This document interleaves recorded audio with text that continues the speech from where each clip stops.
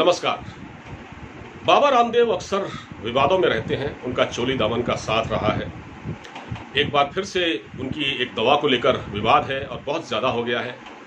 असल में मंगलवार को बाबा रामदेव ने एक दवा लॉन्च की, दिव्य कोरोनाई। इस दवा के लॉन्च होने के बाद तूफान खड़ा हो गया। प्रेस कॉन्फ्रेंस में उन्होंने कहा कि ये दवा बहुत कारगर है, इससे कोरोना में फ़ायदा होगा, ट्रीटमेंट अच्छा होगा। हमने 100 लोगों पर इसका क्लिनिकल ट्रायल किया है। साथ में रामदेव जी के बालकृष्ण महाराज भी खड़े थे, उन्होंने भी इसकी खूबियां गिनाई। मगर हुआ क्या, इसके बाद सोशल मीडिया पर यह खबर तैरी और उसके बाद जब दबाव बढ़ा तो उसके बाद आयुष मंत्रालय के कान खड़े हो गए। आयुष मंत्रालय ने कहा कि हमसे तो पूछा ही नहीं गया, हमसे तो अप्रूवल लिया ही नहीं गया और ये दवा लॉन्च कर दी गई। किससे पूछा गया? इसलिए इस दवा पर रोक लगाई जाती है, तत्काल रोक लगा दी गई। लेकिन सिर मुड़ाते ही ओले बुधवार को पड़े। बुधवार को क्या हुआ कि उत्तराखंड की ड्रग लाइसेंस अथॉरिटी के उप निदेशक यतीश रावत ने सामने आकर कहा कि देखिए, हमने तो बाबा रामदेव को कोविड-19 की किसी दवा के लिए लाइसेंस जारी किया ही नहीं था। हमने तो सर्दी, जुकाम, खांसी और इम्यूनिटी बढ़ाने के लिहाज से कोई दवा लॉन्च करने का इनको लाइसेंस दिया था। लेकिन इन्होंने ये कैसे कह दिया कि हमने कोरोना से निपटने के लिए दवा बना दी है। अब यहां बाबा रामदेव जी फंस गए और उनको आयुष मंत्रालय की ओर से एक नोटिस भी जारी कर दिया गया है और इसका जवाब देना है। अब जब मामला बढ़ा तो बालकृष्ण महाराज सामने आए, जो बाबा के सहयोगी हैं। बालकृष्ण महाराज ने कहा, जी कोई कम्युनिकेशन गैप रहा होगा, हमने तो कोविड-19 की दवा के लिए कहा था। अरे भाई, बाबा बालकृष्ण जी महाराज, कहीं ऐसा होता है जब आप दवा के लिए अप्लाई करते हैं तो वहां पर पूरे दस्तावेजात होते हैं जिसमें पूरी दवा का नाम और उसकी एक फीस भी होती है, पूरे कागज होते हैं, ओनर का नाम होता है, सब कुछ होता है। और आप कह रहे हैं कि कम्युनिकेशन केवल बातों से थोड़ी गए। आप गए और आपने कहा नहीं, हमको लाइसेंस चाहिए, ऐसे कोई लाइसेंस नहीं देता। तो ये बात को गोलमोल तरीके से घुमाने वाली है। गलती बाबा रामदेव के बिहाफ पर बहुत बड़ी हुई है। और देखिए, बाबा की फॉलोइंग बहुत ज्यादा है। अगर ये दवा मार्केट में आ जाती तो लोग, उनके जो फॉलोइंग है, उनके जो भक्त हैं, वो इस दवा को लेना शुरू कर देते बगैर सोचे समझे। हालांकि इस दवा में नुकसान नहीं है, क्योंकि ये तो आयुर्वेद का फंडा है। आयुर्वेद एक बहुत पुरानी पद्धति है, चिकित्सा पद्धति। ऋषि पतंजलि की को सब जानते हैं, उनके बारे में पढ़ा है लोगों ने। तो जो आयुर्वेदिक दवा होती है, दरअसल एक ये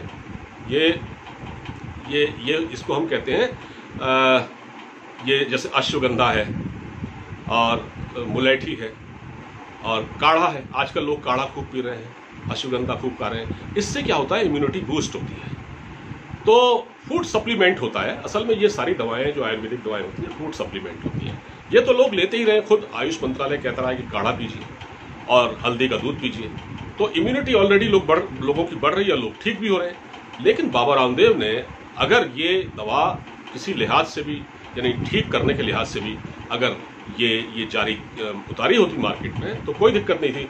लेकिन इसमें तो ये है कि ये कोविड-19 की दवा के लिए तो अप्लाई किया ही नहीं था और बाबा कह रहे हैं प्रेस कॉन्फ्रेंस में आकर, नहीं ये तो फायदा करेगी। तो यहाँ बाबा से बहुत बड़ी गलती हो गई है और इनको अपनी गलती का एहसास होना चाहिए। इनके खिलाफ अब नोटिस भी जारी कर दिया गया है। कुछ एक आध सवाल में मेरे दिमाग में उठ रहा था।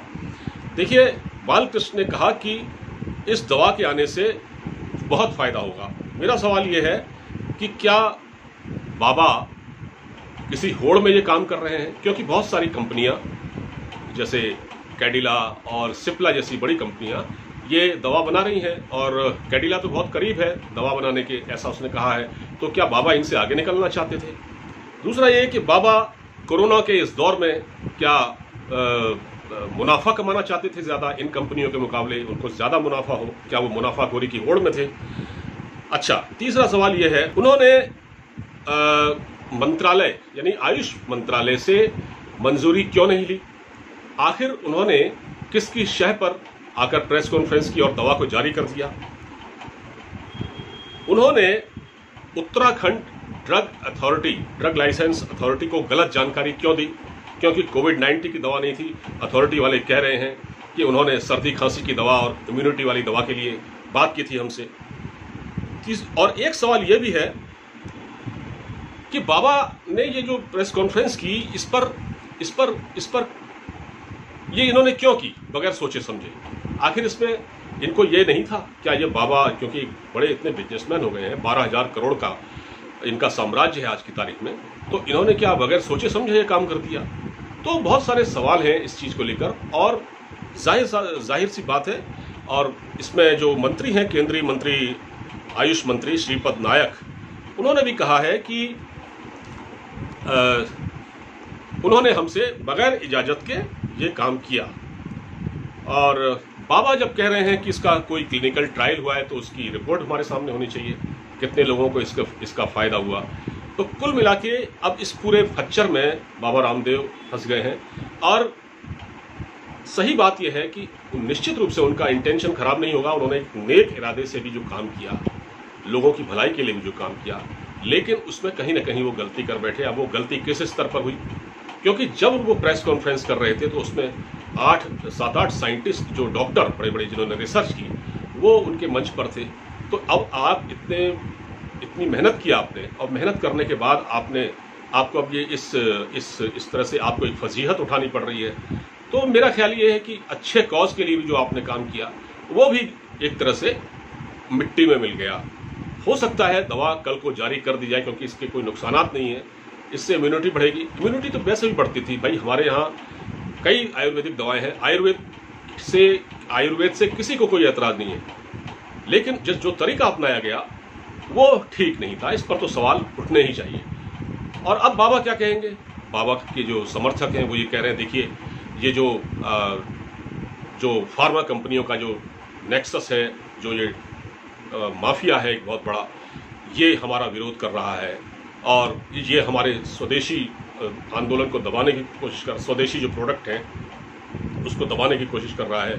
ये लोग सरकार से मिले हुए हैं। इस तरह की बातें बाबा रामदेव के समर्थक अब कहने लगे हैं। लेकिन ये विवाद क्योंकि अब बढ़ गया है, इसलिए अब बाबा को इसका जवाब जरूर देना चाहिए। फिलहाल इस वीडियो में इतना ही। अब मुझे इजाजत दीजिए, अपना ख्याल रखिए, नमस्कार।